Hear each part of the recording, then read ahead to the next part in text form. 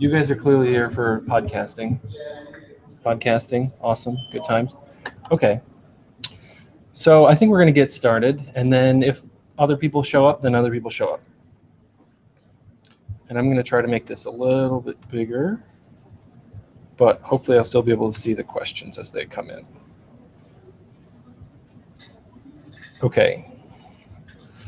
So yeah, this is Tech Talk at the Library podcasting.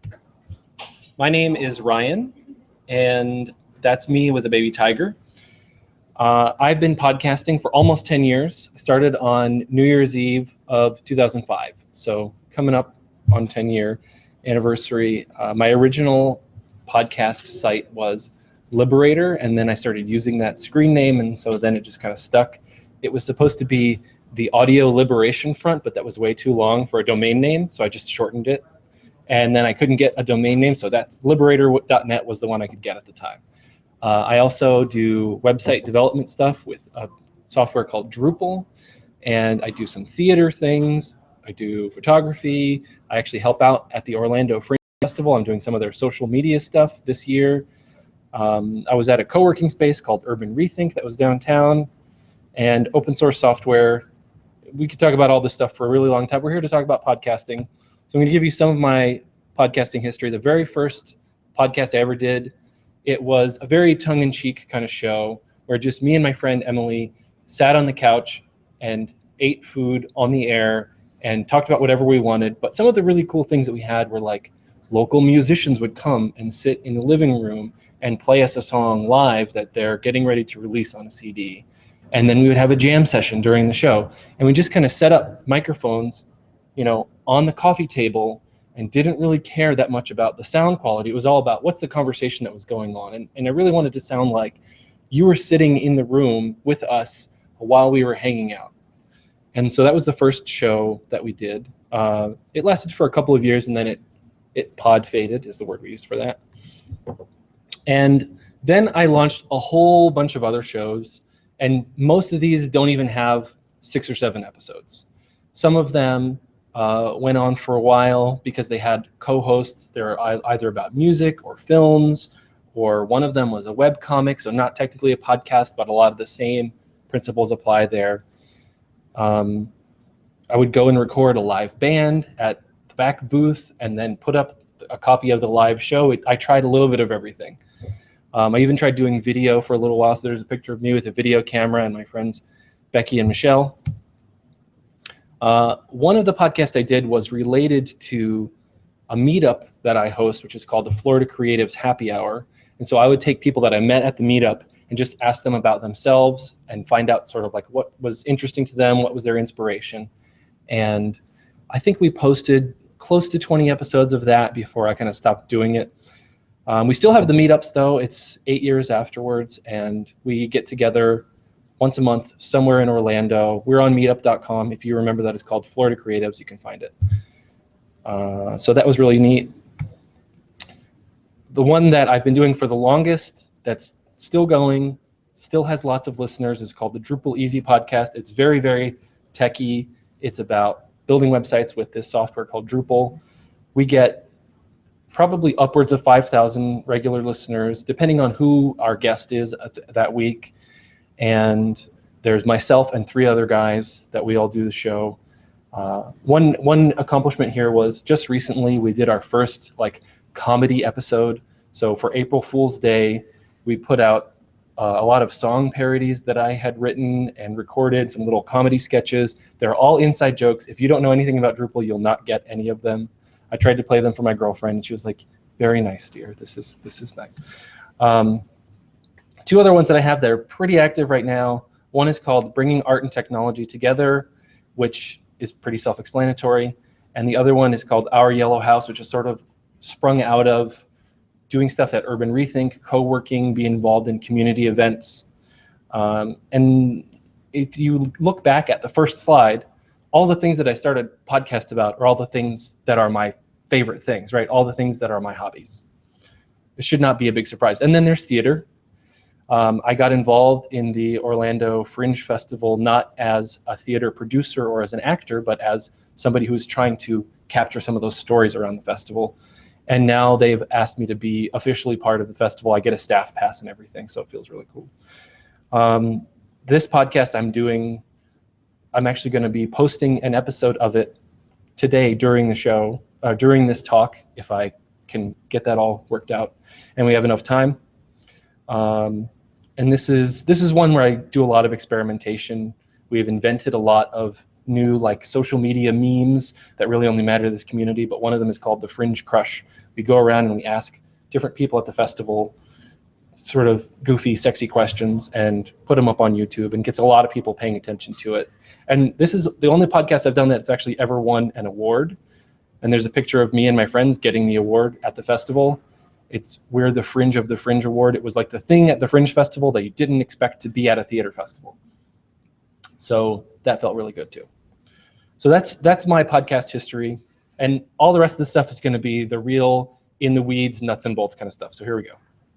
We're going to cover a couple of different sections. At the end, I'm going to do a demo of some of the things I do to edit a show and how I actually publish a show. And this is going to be very specific to how I do things. This is not the only way to do things. And my ideas are not the only ways to do podcasts. Podcasts are like leaves on a tree. As long as you are doing it, you're doing it, right?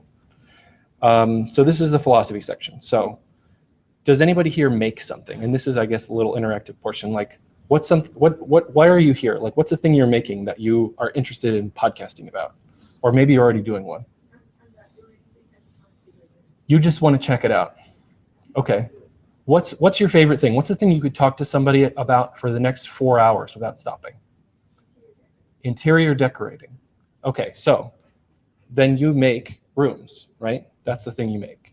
And so what if you wanted to go to somebody who was thinking about interior decorating? Maybe it's your peers, maybe it's your former customers, maybe it's potential customers. And what if you got an extra hour of conversation with them every week, right? Essentially, when we're talking about putting out a podcast, there's something to that is they may not be actively in the room with you, but everybody who's listening to that show is essentially thinking about whatever it is you're talking about for an extra hour every week. And by hitting that subscribe button, they're signing on and they're saying like, this subject, I want to know about it. Like, how about on this side of the room? What's something that you make that you're interested in podcasting?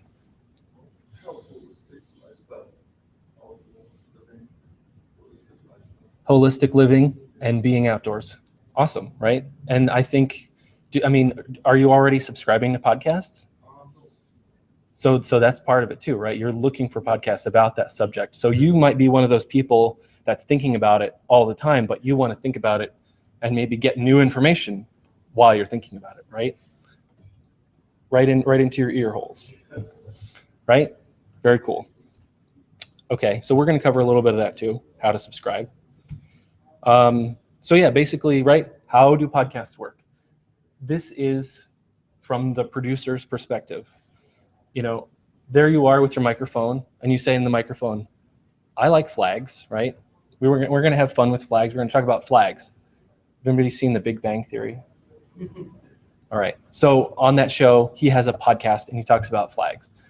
You record it, you edit the show, you upload it to a web server somewhere. Then you have a website, and you hit the publish button. As soon as you hit the publish button, now you either have a feed that it goes out on. So if somebody is looking for it through the feed, and we'll talk about a feed, then they can find it on a store. So I can use my pointer, I guess. After you publish it, right? Are they looking for it through the feed? And are they subscribed? Okay, yes, then they're going to get it probably on their phone, right? As soon as they get there. The other way is if they're not looking through the feed, they can just find it on your website, right? The neat thing about a podcast is it's kind of multimodal.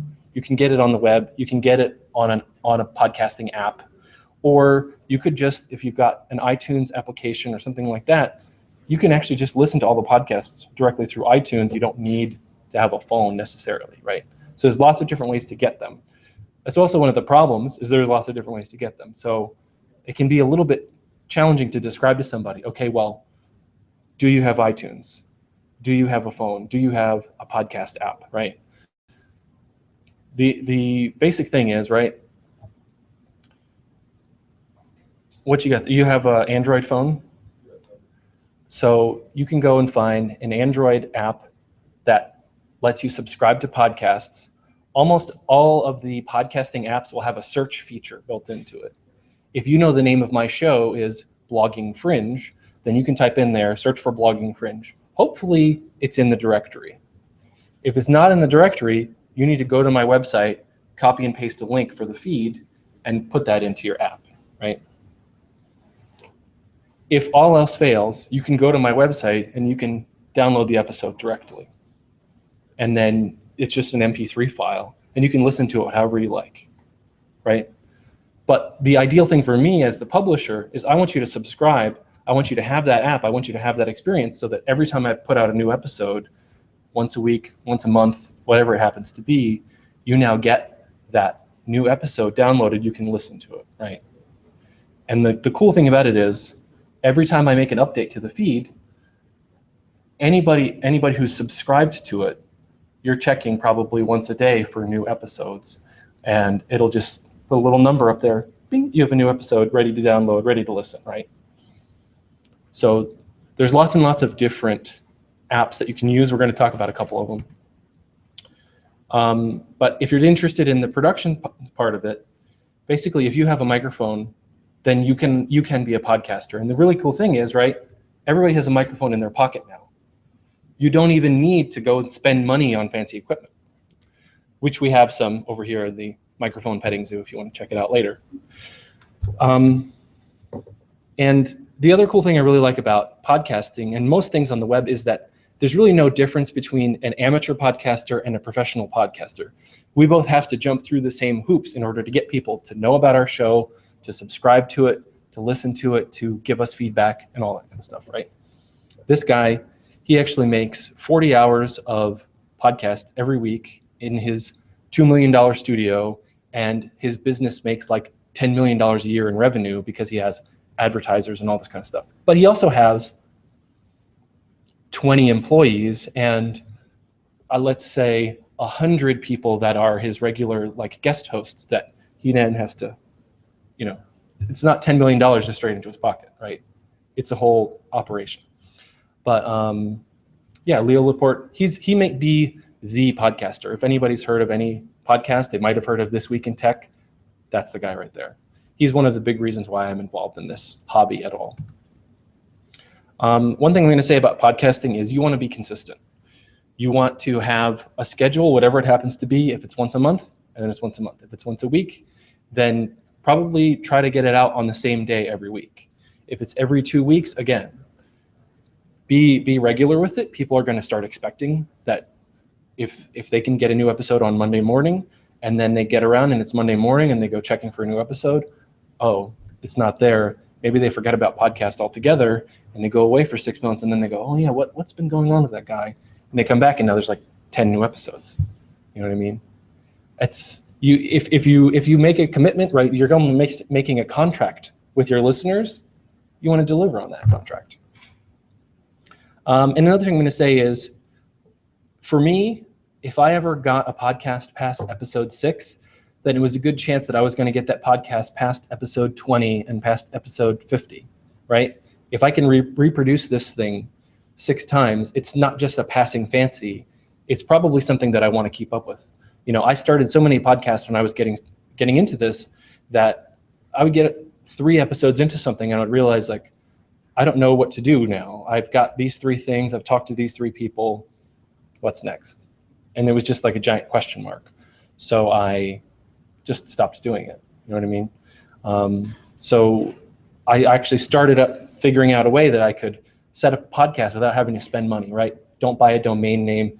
Don't buy a new web hosting account. Don't buy this, don't buy this. Figured out a way to just put up a new podcast, try it out for a little while, and then realize that I wasn't as into it as I thought I was in the beginning, right?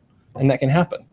But you can pivot and you can start a new show, or you can change the name of the show. You could add a new person to the show. You know, you could add new theme music at the beginning, and maybe that changes the whole way that you have the conversation. These are some pro tips, some things that I personally believe if you're going to put out a podcast that you want to know about. One of them is show notes, that when you publish a show, right, it's going out as audio or it's going out as video. It's this recorded media. So all the things you're saying and all the things you're showing are sort of like locked in this file. They're not searchable, they're not clickable. So how, if I'm going to take that information, are you going to get it other than through your ears? You want to take some of it and translate it into text. Search engines can find it. And then the other thing that's important is a lot of places where people listen to podcasts is maybe in the car, at the gym. You know, they're not at home, they're not sitting in front of the place where they normally do their web surfing. So you want to kind of record some of the pertinent information. They can come back to it later, right? So this is an example of show notes from one of our shows. We talked about this guy, Richard T. Jones, who was a poet. We talked about this guy, Mark with a C, who was playing the music that we played in our show, and a couple of other links that you might want to know about. And usually at the bottom of my show notes, I also always put, and our show has a Twitter account, and you can follow our Twitter account over here, and then we'll make a Twitter post every time we put out a new show, right? So just some of that like basic stuff, we put it in every episode. So if you go and you just land on one episode page instead of maybe on the home page, every episode page has all of the links, and it also has the you can subscribe at the bottom of every page too.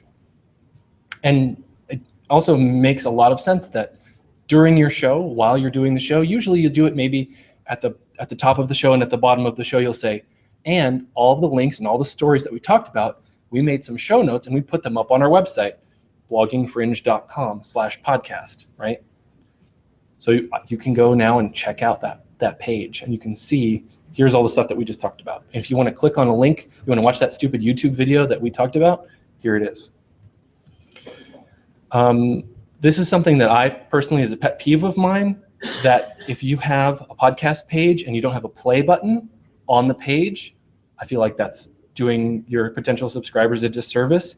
If you don't have a download link, I'm talking about public radio right now, they don't have download links on a lot of their pages because they want you to be able to play it, and they might even let you podcast it, but they just don't let you just download one file at a time, because I guess they don't want you to like take all of their shows and put them on Dropbox somewhere. I don't really know why.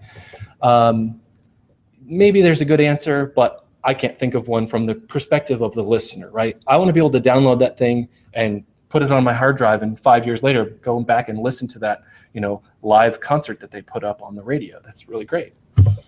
And then the last one is put a link to your feed reasonably close to where you put the download link and the play link, because you never know who's going to come by. You never know if they're a subscriber, right? We're going to talk about this a little bit later when we get into the editing portion, but using the Normalize feature of your audio editing application. So here we have 3 different pictures of a sound file, okay? This one over here, this one has lots of segments, and you can tell that because it's kind of got like a loud part at the beginning, and then it's got like a less loud part here, and then like a quiet part, and then another loud part, right? The volume is jumping all over the place, and this whole entire file is 20 minutes long. So this section here is like the first 30 seconds is really loud, and then the next section is the next like 2-3 minutes, and it's not as loud as those first 30 seconds. So if you think about somebody listening to this on headphones, they're going to be listening to it, and then they're going to have to turn the volume up and turn the volume down, turn the volume up. That's not a good experience, okay? So that's the first one. With lots of segments, you want to make sure that the volume is somewhat consistent. The second one is if you recorded someone live, they might get closer to the microphone, they might get farther away from the microphone, they might start whispering, they might start talking loudly, then you might have 2 different people, one of them talks really, really loudly, one of them talks quietly. So that's one reason why, right, at a live concert, most people don't just gather around one microphone, they get everyone their own microphone because they can turn them up and down individually. Again, you don't have to do that, but if you have a lot of people and you know that one of them talks quietly, one of them talks loudly, you might want to take a look at that. So again, here in this example, right here in the middle, for some reason, everybody got really, really loud, right? And this was a recording of a live theater performance. And then this one is clearly too quiet, right? If you just look at these other 2, this is like normal volume, right? And then this one, for whatever reason, whoever published this show, they just forgot to hit the normalize button. And so for this show, I have to turn my volume way, way, way up, but then maybe I get a phone call And now I'm talking to somebody who's like, oh, I can't hear you because you're so loud, right? This is a problem. You want to solve this problem. It's pretty easy to do. The other one is about some people, they just do whatever the default settings are and they publish their podcast as a stereo file, meaning it's got a separate left channel and a right channel. But most of the time, those two channels are exactly the same. So now you're actually just giving me double the amount of bits when I download the file. If you make it into a monaural file, meaning it's just got one channel, every player that I've ever used knows what to do with a mono file, and it just plays that same channel to both ears, right? Stereo is really intended for like music or movies or things where the two sound channels want to be separated. If you just have people talking and voices, you don't really need to do that. Now, if you have a show where music is part of the content, obviously keep it in stereo, but you've got half the file size and it'll download faster, your web hosting bill will be smaller, everyone will be happy, right? It will take up less space on the person's iPod when they download the file too, so they can keep more of your shows around for longer. And one of the last ones is that whenever you publish an MP3 file, there's a section of the MP3 that's called the ID3 tags. These are just little pieces of information that says, this is the name of the song. This is the name of the person who wrote the song. This is the name of the album that the song is on. This is the track number. And podcasts tend to use these pretty liberally. And then another one is that you can actually put a little image file in there for the album art. So for your podcast, when someone is playing it, instead of just showing like a little picture of headphones, it will show either your face or maybe your show has a logo right over here. All of my shows like this, bringing arts and technology together, I just make a little slide and make it a square. They're always a square pretty much. And then I use that as the album art for my shows. It's really easy to do. It takes you an extra 2 minutes and it improves the experience for the people that are downloading it that much more. Okay, so I think that was the whole philosophy section. Yes. Does anybody have any questions up to this point? RSS feed. What is RSS? RSS feed. RSS stands for really simple syndication. It is a computer readable format. So like, right, a web page is built out of HTML, which is a human readable format. You can look at the rendered HTML file and you understand what it does. An RSS is really only for computers, but every podcast needs one and every podcast has one, right? And if you don't have one, then you're probably just putting audio files up on a blog somewhere, and you could be doing more. There was a radio show that you can hear on the local stations. It's called Florida Frontiers, and it's about Florida history, and every week they have another really interesting topic that's going on, history person. But they take all the shows that they record and then they put them up on the website, and they were just missing that RSS feed piece. So actually, while I was getting ready for this talk, I was looking around for interesting podcasts. I found that and I said, hey, I can't get your show into my podcast app. I actually know of an app, which I think actually is covered on the tools section, since you asked about it. Oh yeah, here it is. It's called Huffdup. Huffdup lets you take any audio file that you can find on a web page, and you can put the MP3 link into Huffdup, and it will build a customized feed for you out of all of those MP3 files. So if I ever find a podcast page where they didn't put out an RSS feed, I go to huffdup.com and I can put all the MP3 links in there. It's really neat. So there are things like that. And actually, Huffdup, just this week, Jeremy released a version of it for YouTube videos. So he will get the URL for the YouTube video, and he'll take the video out, and he'll just let you download the audio file off of YouTube. Because there's so many things, like TED Talks are a really great example. A lot of them are on YouTube, but there's not really anything going on the screen. There's just a guy standing there going, this is really important. So you can get those now as audio through Huffdup. Yeah, question. Does it work for iTunes? Yeah, Huffdup, you can take, so basically what you do with Huffdup is you could subscribe to somebody else's feed, like you could subscribe to all the things that I thought were interesting, Or you can make your own. You make an account and you just put an MP3 link into it, and then that's the next episode of your own personal podcast. And technically, I guess you could use that to make a podcast as well, but it's really intended for you to find other files that you didn't make and turn those into your own private podcast, right? But yeah, and then you can take that and put it on an iPhone. You can put it on anything that subscribes to podcasts. Another question. I don't know if I'm comparing apples and oranges, but are there monetization reasons why podcasting is better or not from YouTube? Okay, so yeah, the question is, for monetary reasons, is there a reason why you would want to do a podcast versus putting out a YouTube video? I'm going to say that I personally am just a fan of the format, right? When I want information, I don't want a bite-sized amount of information. I want to get a lot of information, and I want to get it wherever I want, whenever I want, right? Video, if I start playing a YouTube video and I want to listen to it, my phone doesn't let me turn off the screen. As soon as I turn off the screen, the video stops playing, right? So as soon as I get in my car, or I start mowing the lawn, or I start walking the dog, I can't be doing this and walking the dog at the same time watching a video.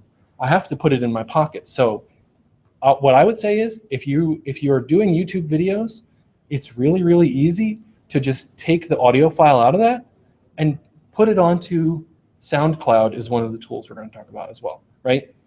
Put it out as both. It doesn't really take any extra time, and it's totally worth it. So, and that also will force you, if you are putting out videos and audio, that you make it so that maybe there's somebody who's visually impaired that wants to watch your video, and they don't know that on the screen you're flashing a giant phone number because they can't see it, right? So podcasts are actually more accessible than videos. Cool. Are they, as YouTube has a monetization. YouTube has monetization, yeah. Right. But something. Well, there's a new feature of YouTube as well that it's built into the platform that your subscribers can donate money to you directly through YouTube now. Oh, really? Pretty recent. So for podcasts, well, it's on my list as well. So let me get back to the list, and we will definitely get some of your questions answered, I think. Did I see any more hands?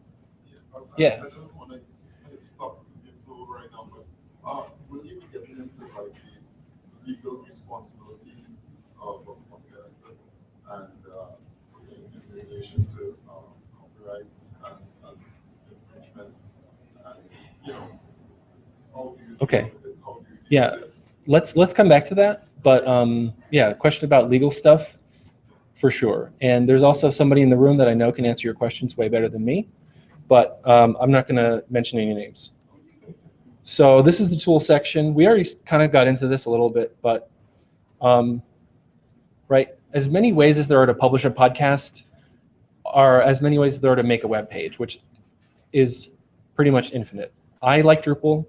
A lot of people may have heard of WordPress. Have you heard of WordPress? A couple of people? All right. Maybe Squarespace also I've heard is a decent way to put out a podcast and just make a website in general. Then there are some really specialized tools that are just for podcasting. One of them is called Libsyn. It stands for Liberated Syndication. It's actually a WordPress site, but it has a couple extra little tools where you pay them $5 a month, and then you get, I think it's like 100 megabytes of disk space. And every month they reset your quota back to 100. So they take whatever you have uploaded last month and they put that in the archive. And then they say, okay, now you're not allowed to upload more than 100 megabytes this month. And then next month, that's all in the archive. Now, this month you get 100 again, right? So you can just keep going. If you need more space, you can pay for more space, right? Almost every podcast I can think of uses Libsyn for their hosting because it's just so dead simple and easy. I don't, but that's because I'm a nerd, and I also started doing podcasting before Libsyn existed, so it wasn't an option for me, and so I just never got into it. SoundCloud, people heard of SoundCloud? Totally worth your time to check out. It is more for music than most things, but basically it is the YouTube of audio. You make an account, You put up an audio file. You can then take that audio file and you can embed it onto other sites. People can leave you comments. A really neat feature that SoundCloud has that YouTube doesn't really have is somebody could go in at like 3 minutes into your track and they could leave a comment just right there at 3 minutes and be like, wow, I really like what you said about this. Or in the case of music, I love it when it comes to this section, you know, whatever it happens to be. So it's a really neat site. You could subscribe to other people's channels. A lot of podcasts use SoundCloud as well. There's a website called The Nerdist that puts out a lot of really good podcasts. They use SoundCloud for their podcasts. There's a feature in SoundCloud. You have to email the site and say, I would like an RSS feed, but SoundCloud will give you an RSS feed. It's just not like officially a feature of SoundCloud because they don't want everybody to have one. Blueberry, which is missing some letters on purpose, that is a hosting site, and it also gives you really good statistics to let you know who's downloading your site. I think there's also a way that if you have your own site, you can still use Blueberry for the statistics and the downloading part. I personally haven't used it. I think it's also built on WordPress.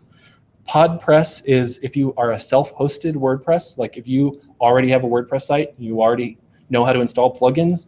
PodPress is a plugin that lets you do podcasting stuff with WordPress, but I think they also have a paid service now. And one last one is called PodTrack. If you are interested in the monetization part of it, you're selling ads on your podcast, you want to know exactly how many people downloaded the show and that kind of stuff. PodTrack it's essentially an advertising service for podcasters. And they give you all these sort of like special little tools. You have to put our link up as the MP3 file, not your link, because otherwise we don't know who clicked on the link, right? So those are some hosting things. We're going to talk about recording, but pretty much sound recording is one of the oldest things that we've ever done with computers. So there are just hundreds and hundreds and hundreds of different sound programs. One that is really easy to use, is definitely free, and is open source, which I like a lot. It's called Audacity. It has any feature you could think of. It was actually written by scientists to study people's voices and like studying sound as a science. So it's a really neat tool. I use a thing called Sound Studio, which is a paid program on the Mac App Store. Adobe makes a program called Audition, which you can get on pretty much everything. I remember who makes SoundForge. I want to say it's Avid makes SoundForge. That's on pretty much everything. When I first got started, I used to use Audacity, and sometimes I would use QuickTime if Audacity would crash. And I think it would crash because it was my computer, not because Audacity crashes. But just QuickTime. It's just got a record button. It doesn't have any fancy features. Just hit record, hit stop. That's it. Sometimes people do podcasts over the internet, like with a remote person. Use Skype for that. So if you're doing a podcast over Skype, for Windows, there's a program called Pamela, which I have used. It's great.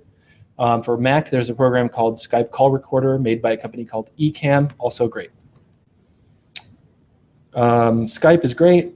It's free. Everybody pretty much has it. Lately, when I've been doing podcasts with the theater people, and I say, do you have Skype? They all say yes. It's really some of the best sound quality you can get if you're doing that remote stuff. It's not super great for video. It's okay for video. The program I have, it will record the video, but that's not really why you use Skype. If you want to go to YouTube, if you want to do video, Google has a product called Google Hangouts. I'm actually using it right now to publish this show live, and there are 6 people watching. Hello, 6 people watching. This lets you go directly live to YouTube. You get a link that says youtube.com/whatever, and that people can watch it live while you're doing it, and that it will also record it so they can watch it afterwards. You have to install a plugin on your browser, which usually for someone you might have remote is like, okay, there's this one extra step. You have to install this plugin and then restart your browser. So sometimes that can slow down getting the show going if you're working with new people. It does really neat things too, which is lets you make a little thing at the bottom of the video that's called a lower third. So whenever I'm talking, it will say Ryan Price at the bottom of the screen. And whenever somebody else is talking, it will say Julian Chambliss at the bottom of the screen. It's really fun. You have a question? Yes. What's the major difference between using Google Hangout versus using Ustream other than cost? Google Hangouts versus Ustream. Ustream, it's out there. It works really well. The major difference, I mean, one goes directly to YouTube. No, the cost. Ustream does cost something, but yeah, I mean, Ustream has advertising stuff built in. They have a really great chat program. It's not a huge difference, right? I mean, Ustream though, right? The only thing that Ustream does is live streaming of events, right? You go to a conference or you go to a rock concert and they could have the Ustream logo up there like, we're Ustreaming this. Only pretty recently have you seen, this is going directly to a Google Hangout. Like that's not as prominent as Ustream. If you do video game stuff, then it's Twitch TV, which is almost exactly the same thing as Ustream, but it's only for people who do video games. So so basically it's the same thing. Basically the same. Yeah. Would you say Ustream has better quality? Would you say that? Would I say that Ustream has better quality? I mean, Google is pretty awesome. I don't know that the one is better than the other. The thing about Google is Google's trying to enable you to have a video chat between multiple people. Ustream says whatever video source you have, like let's say it was here and there was a camera pointed at me from way over there, that camera, there's 1,000 ways to get that camera into Ustream. The Google Hangouts is really about, I've got these 3 people that are in different parts of the globe, and I want to get all 3 of them to have a video conference with each other. You just happen to be able to stream it. Ustream, if you're doing a live event, if you're doing a concert, if you're doing a conference, what's the thing you're making videos of? All of the above. Everything you just said. All right, so a concert, right? You put a video camera at the back of the concert, and that video camera, Ustream actually partners with a lot of different companies. Like there's a company called Livestream. There's a box you can get that hooks up to cell phone towers. That's called a Live View that you can then stream things directly to. Pick your favorite service. Ustream is kind of like a broadcast or part of Google Hangouts and have a collaboration. Yeah, exactly. Thanks, Pat. So yeah, Ustream is really for broadcasters, right? And Google Hangouts is used by broadcasters, but it's not just for them. So the other thing is, right, Ustream probably has a salesperson that wants to help you solve whatever problem you might be having with their service. Google Hangouts, they have some of those people, but maybe not as many, right? Because they're focused on 7 different things. Google does, they have their hands in everyone's pie, right? Ustream only has their hands in these people's pie. And the last one is, right, sometimes you just got to go to the phone. But if you're going to do it over the phone, you can call someone from Google Hangouts on their phone. You can call someone from Skype on their phone. If you are going to end up doing something like this, there's a trick that public radio uses. They call the double ender, where I record a pure sound file on my end, you record one on your end, and then at the end we get an intern to stitch them together. If you don't have an intern, then that might make your day a lot longer. And secondly, if you have more than 2 people, you basically don't want to do it because it just takes a long time to make sure everybody's sounds are all matching up. And I've personally never done it. That's how much I think of the double ender is. I've never done it. I think that Skype is just fine. There's plenty of times when Skype hiccups and you sound like a robot. It's terrible, but more often than not, it's totally worth it to go with Skype or with Google Hangouts. So we talked a little bit about how to find podcasts and sort of how to measure podcasts. So Huffdup, great tool. I use a product called FeedBurner. They got acquired by Google. So who knows if they're ever going to shut it down. They might shut it down tomorrow. So I did look into, well, if Google ever did stop doing FeedBurner, what would I use? A product called FeedPress, which basically lets you know how many people clicked on the download link for my podcast, right? That's what both of those tools are really good for. And this is a little graph coming out of FeedBurner that says on this day, you had 103 subscribers. 42 of them are email subscribers. So that's a neat thing is FeedBurner will let people subscribe to your podcast as though it was an email newsletter, which is really neat. I think FeedPress will let you do that as well. 36 of them were using a tool called NetVibes, which I don't think exists anymore. 5 of them were on iTunes. These 3 people were using a Java-based feed reader, which I think most of the podcast clients have gotten better about that recently. So they'll tell you on what device is everyone downloading your podcast from. This is actually a really old screenshot. I should have made a new one. And then if you've never heard of Google Analytics or Google Webmaster Tools, just know that those things exist. And in true podcast fashion, At the end of the show, I'm going to tell you where you can get all of these links, because I wouldn't make you want to write down them all or take a photo of every single screen. And all these links, when I give you the slideshow, they're all clickable. Okay. How do you subscribe to a podcast? If you're on an iPhone, Apple makes their own podcasting app, which everybody uses a lot, but it's not really the best one, but it's out there. I'm on an Android phone, and I use a program called Dogcatcher, which is, I've been using it. I paid for it. I think it's great. Overcast and Downcast, I think, are both iPhone only. Pocket Cast, I think, does both iPhone and Android, and they also have a web app version. iTunes is still the king of the podcasting land. If you want to find a podcast, guaranteed it's on iTunes, and then you could find the feed and copy it into another application if you can't find the feed, right? Miro is an open source product that also does video subscriptions, which I just really like the interface for it. It's kind of designed for you to sit back and like use it on a television instead of on your computer. And then there's Stitcher. Stitcher is kind of like this third wheel that's over here. A lot of people use Stitcher, and you can get your podcast listed on Stitcher pretty easily now. It used to be very hard. You used to have to like prove that you had a lot of listeners before Stitcher would list you. But now you can apply yourself, and you usually get approved pretty quickly. So the idea with iTunes and with Stitcher is you send them a little message with your feed and a description of your show, and you tell them whether or not it's, adult content, because they want to make sure that they're not letting kids subscribe to things that have swear words or other adult content in them.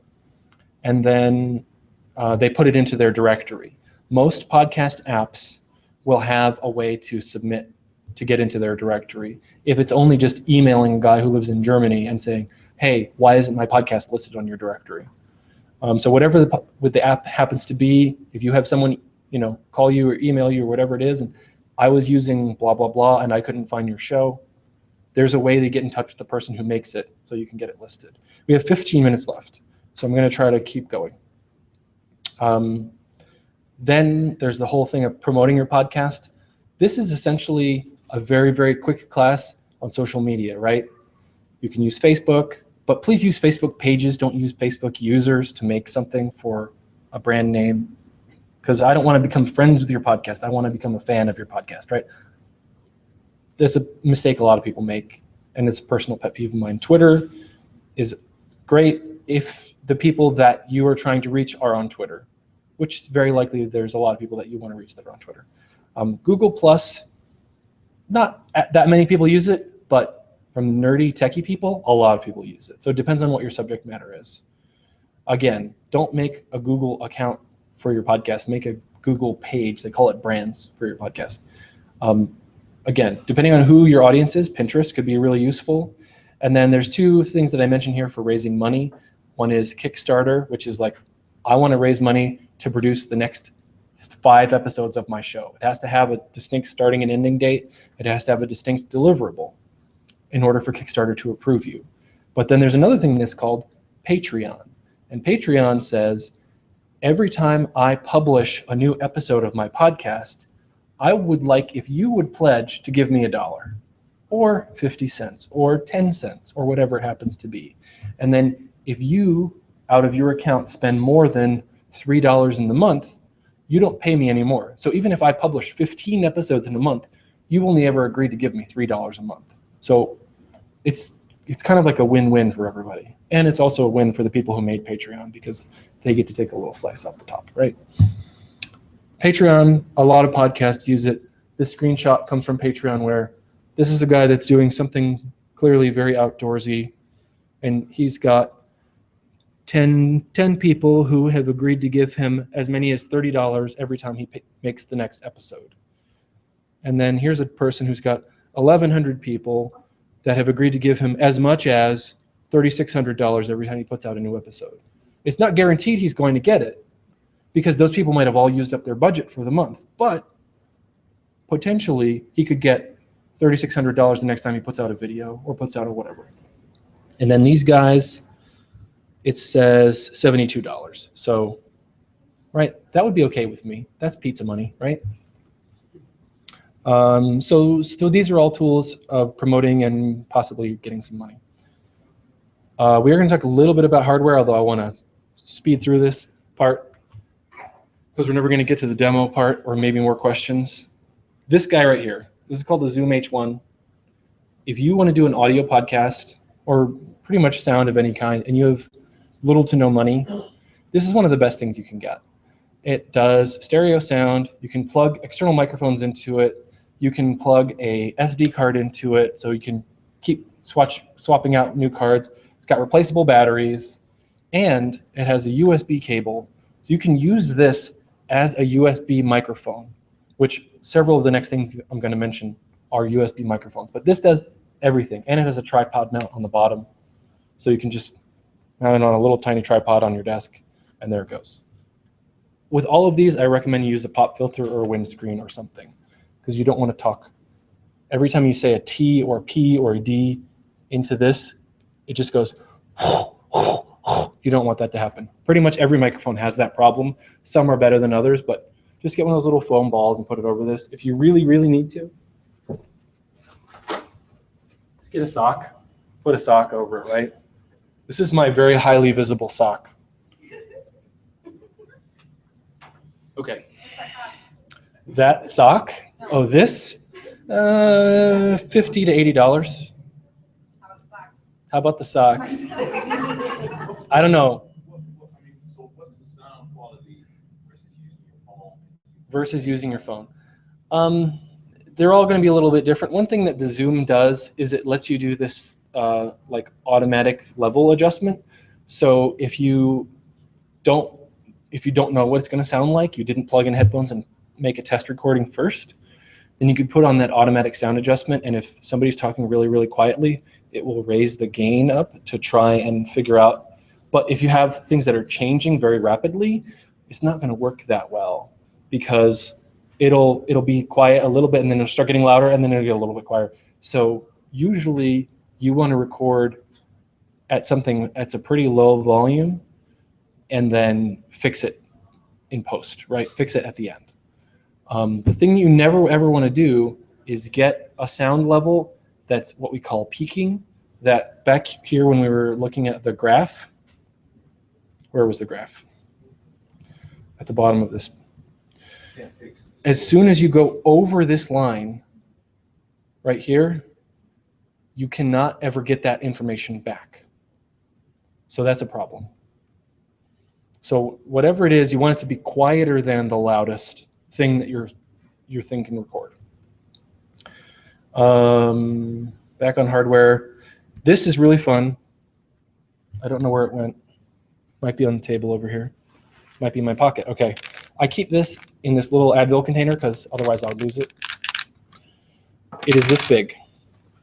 It plugs into your phone. And it's definitely a better microphone than your phone has. And it's kind of designed that if you're sitting in a big lecture hall like this, you can just put it on the countertop. And it's picking up so much of the room sound that you'll probably be able to get it. We were at an event at the beginning of the week where the guy was standing 50 feet away from me, and I could put this down and I could still pick up pretty much everything he was saying. It's really kind of almost designed for like college students that want to record the teacher's lecture or something like that. I've used this though where you have two people sitting at a table, you put this down on the table, you don't put it near either person, you just kind of put it in the center of the table and it kind of picks up everybody pretty much equally. A little bit like a boom mic. The pickup pattern on this is omnidirectional is what they call it. What's it cost? This is like $30. This is by far the cheapest. It's right here on the screen. EduTidge. It's called the iMicrophone. This is the -- podcasting microphone right now. It's made by a company called Blue Microphones. It's called the Snowball. It looks about like a baseball with legs on it. It plugs directly into USB. That's all it does. It just works. Also, Blue Microphone makes this microphone right here, which is called the Yeti. It's the big brother of the Snowball. And it has a dial on the back of it that lets you switch from there's one person talking to there's two people on either side of it that's also doing like stereo sound. There's a mode that's kind of an omnidirectional pattern. So it has 4 different modes that you can switch between depending on what you want to do. If you know anything about microphones, this is, nope, can't remember what the name of it is, but basically there's three microphone capsules in here, and depending on which ones they have higher or lower, or which ones they take slightly out of phase, it does like noise canceling, is why that knob does anything. His awesome girlfriend bought him that at Christmas time on Amazon, lightning deals. Yeah, regularly this microphone costs like $150. She got it for about half off, so she's the best. That's Mariah, she's awesome. This microphone, I used a version of it to do almost every podcast I ever made until I got the Yeti, because the Yeti, just like plug it in and go. It's a company called MXL. When I first went to go buy a microphone, I didn't want to buy a crappy microphone. So this is like the thing that it costs $50 to $100, but it still sounds pretty good. It looks a little bit like this. So it also plugs directly into USB. But the thing about these is this is a condenser microphone. It uses what's called a cardioid pickup pattern. If you have a noisy room, it's going to pick up all of the noise in the room. This is not doing noise canceling, but it makes your voice or your guitar or your drum or whatever it is sound pretty cool, because it's a better pickup pattern than maybe that little one that plugs into my phone, right? So, but you need to have a quiet room for those. The SM58, I know, is in this bag somewhere. I don't know where it is. Anyway, this is the microphone that if anyone has ever owned a microphone, they probably own one of these. You can use this thing to hammer in nails, is what everyone will tell you. They just never die. Every stage you go to at the House of Blues, they probably have 10 of these just sitting in the back, just in case they need one more microphone. They just work. There's nothing really special about it. Some of them have an on-off switch. That's the feature, with an on-off switch.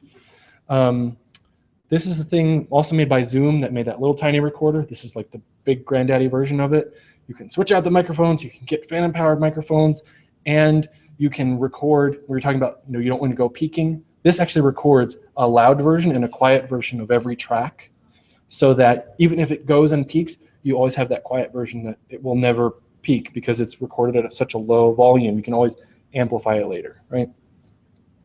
It costs like $400. It's ridiculous. It does everything. And then this thing right here.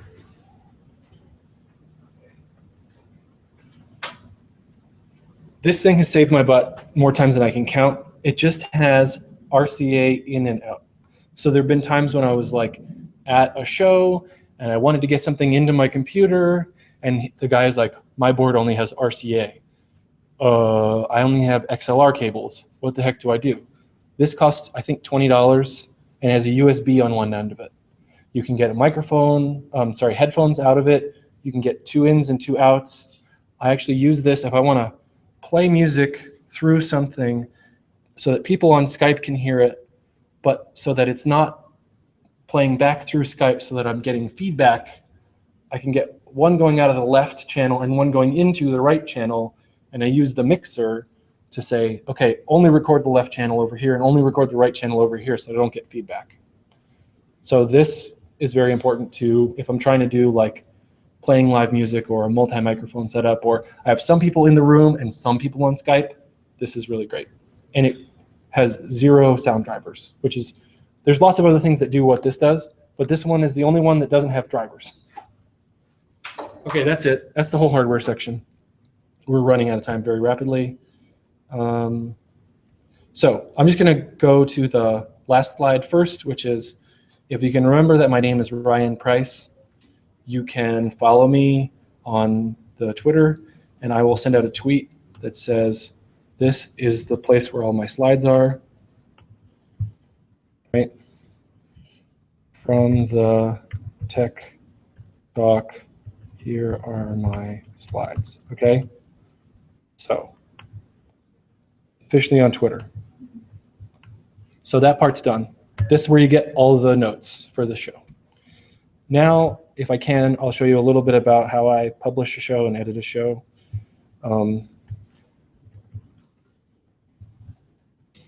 This is a website that I have, blogging Fringe. I'm going to log into it. This is a Drupal site. Like I said, I like Drupal sites. I go to my content page, and I old version of Drupal. Make a new blog post. Right? I give it a name like one of these, for example. On my website here, I have a lot of different categories. So one of them is for podcasts, one of them is for interviews. I can type some tags. The tags are really good because people that are out there, doing a web search, they want to find information about shows from Canada at the Orlando Fringe. That's a one-woman show. That's a clown show, whatever it happens to be. The tags really help with search engines and people know to find that kind of stuff. Then I actually have like a little formula that I go to one of my old podcasts where I have the player. See, here's the player. That little yellow bar right there.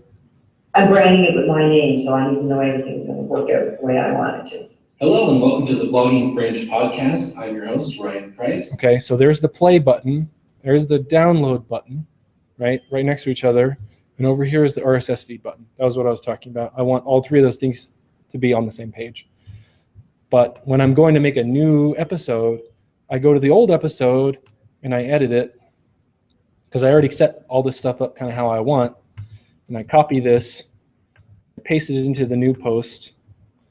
Then all I really have to do is change this picture, change this MP3 file, and change out the notes. And usually what I'm doing is while I'm recording the show or right after I record the show, I just type up the notes right then, as long as I have a couple more minutes to finish it up. So I take those and I copy and paste them into here. And then the last thing I do is I have to upload the sound file somewhere. So I upload the sound file, I get the link, put it in here, hit publish, and it looks like this. I was hoping I'd have a little bit more time, but I don't. So that's the very, very abbreviated version of how I publish a show. Once I do that, now as soon as that gets published on the feed, this is the feed burner version of the feed. Remember we were talking about RSS feeds are not human readable? Feed burner, one of the things it does is it makes your feed human readable. So it lets you put your album art over here on the side, and it lets you put like a little thing here that says like, you want to subscribe on iTunes? There's the iTunes link right there. And then it will take the picture that I put up on the blog post and put it here so you can see it. And also puts the play button right there. So feed burner makes the RSS feed way more human friendly. You can see all the episodes that I've done recently. And then last but not least, if I go to iTunes, is it raining or is the air conditioner on? If you start doing podcasts, you start hearing crap like that all the time. So you go to the podcast section, you search iTunes store for Blogging Fringe. Look at that. And then there are my episodes. So again, you can play them right here from inside of iTunes, or you can hit the subscribe link, right? That's kind of what it looks like in iTunes. In different podcast directories, it'll look a little different. But anything that you want to search for, you want to search for interior design. The thing about iTunes is it will search for movies about interior design. It will search for songs about interior design, unless you're specifically on the podcast tab. Now it will just show me there's a podcast called Interior Design by Femi Oho, whoever that is, on the Christ Fellowship podcast. And then there it is, it's an hour long. This one is only 2 minutes long. This one is 30 minutes long. So there they all are, right? I could search for whatever concert, and now a whole bunch of different stuff will come up. To getting listed in any podcast directory is completely free, because otherwise nobody would do it. It's usually a pretty low-cost thing to get into podcasting. Like I said, you already own a microphone. You already probably own a computer, or you can get one at the library, right? They actually have really great recording equipment here. They have 2 little sound isolation booths right back there. You see those black little things right there? They have a full-size recording studio. They might have other stuff too. They have a green screen room in this building right here where we're sitting. It is 7:30, but I will have a time for a couple more questions if we have questions, and then they'll make us go. And the whole entire library closes at 8 o'clock. So I was hoping that to go and get something to eat. Maybe if people really had more questions, you might be able to follow us wherever we're going. So do we have any questions right now? A lot of information, a lot of new information. Do you want to see how the normalize button works? Okay, copyrights and legal issues. So, yeah, that's one thing I guess didn't really cover in a lot of my slides. There's a website I really like. It is called Jamendo, kind of like Nintendo. Oh, okay, yeah. This lets people from all over the world upload songs to it, and then they will also say whether or not you can use this if you have a commercial enterprise or if you're allowed to remix the song or whatever it happens to be, right? Because a lot of times when somebody has a legal issue with something that you put on your podcast, it's because you took their music and you put it up, right? There are a lot of musicians that if you're putting up their music whole and complete, there's nothing overlapping the beginning, there's nothing overlapping the end, you're just inserting the song into the show, a lot of them don't care. That's not to say that they don't have a record contract somewhere that says that you're not supposed to do that, but I have several friends who do music podcasts and they would just take the song and put it up and never got any takedown notices. Again, that's not to say that somebody's not going to send you one, but usually the first step is they send you a takedown. They say, hey, you did something wrong. You take it down and we won't bother you anymore, right? They can do lots of scarier stuff. They can threaten lots of scarier stuff, but they're not going to get a lot of money out of most of the people in this room. So it might not be worth it for them. Again, that's not legal advice. I don't really know what I'm talking about. I'm just saying anecdotal evidence. As long as you don't edit the song, you're usually not going to make anybody angry. The one time when I did, I used the song off of Jamendo. I talked over it, and I cut half of it out for the beginning and half of it out for the end. The guy who wrote the song eventually found it because I did what I was supposed to do, and I put a link back to his page. He found it because I put that link back to his page, and he said, hey, you cut my song in half. You're not supposed to do that. Please, and this is literally what he said to me, please buy me new strings for my bass, and then we'll be okay. So I basically bought him a $30 set of bass strings, and then he was happy. YouTube has a Creative Commons music directory. Vimeo has a Creative Commons music directory that you can go and search out stuff like this. Those are the two I can think of off the top of my head. That should be a slide. I will actually add that slide if you go back to wherever it happened. If you go back to this page, I'm going to add a slide about places where I found free music. I actually now have recently made a friend who owns a keyboard and a guitar, and he wants to record songs for me to do intros for the show. And I was like, yes, Tim, whatever you want. I'll talk to you for the next 3 hours. You're going to give me music for free. I love it. So if you have friends that can make music for you, right, it doesn't even have to be super fantastic. It just has to have a little bit of something to it because you're probably going to talk over it most of the time anyway, right? We got, for the Drupal show that I do, someone wrote a song, they're playing a guitar and a mandolin, and we just play it at about 10% volume underneath at the last minute of the show, just while we're talking. And that's kind of like the cue to everyone, like, okay, we're going to be wrapping up soon. We're just going to be telling you all the stuff, like please subscribe to the show on iTunes, and please check out our Twitter page. And that's how you know that the end of the show is coming. So we just start playing the theme music just underneath our voices, right? And people love it. People are like, where can I get the whole entire song? So we put up the entire song as one of the episodes. It's just, here is that song. If you want to listen to it, there's the thing that Marcia and Linda wrote for us.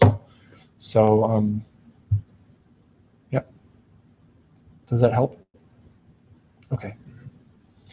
As far as like playing, a thing that somebody else said, if you're quoting them, the easiest thing to do is just say, I saw on this website, this guy said this thing. I'm going to put a link to it instead of actually embedding the thing into, right? Instead of embedding someone else's page, right?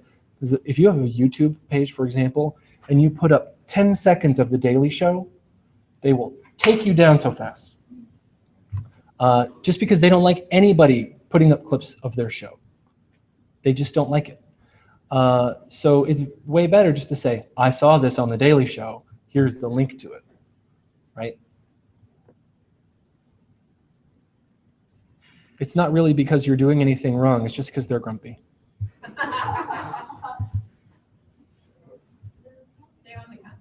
They own it, yeah. But they don't want anybody to do anything with their content that they did not approve. Yeah, they're allowed to, but I don't like that they're grumpy. That's all.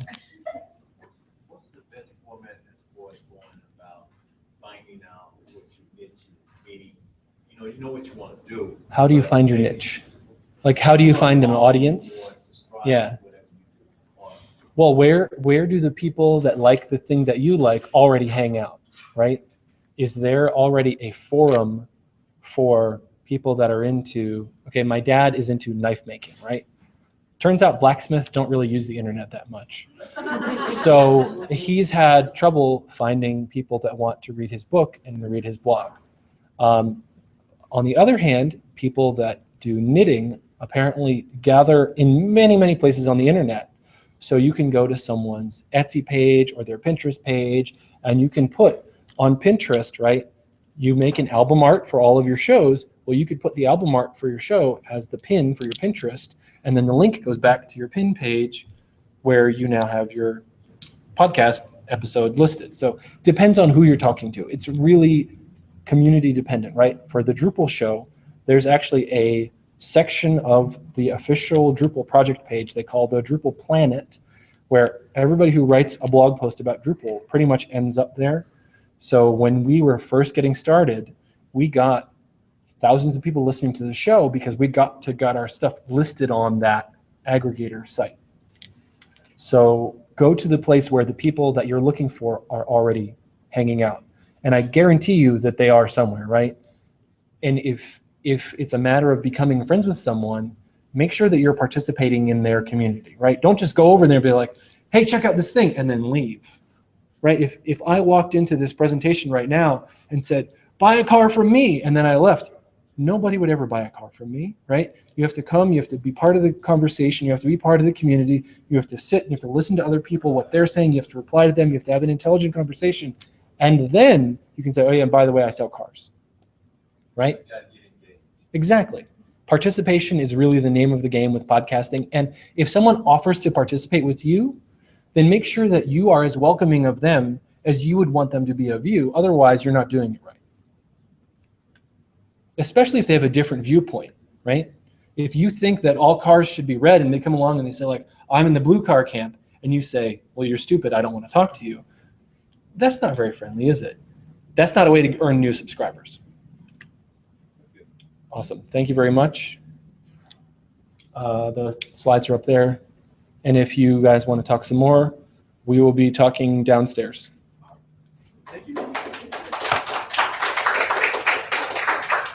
Thank you, people on Google, all 7 of you. I'm going to leave you now.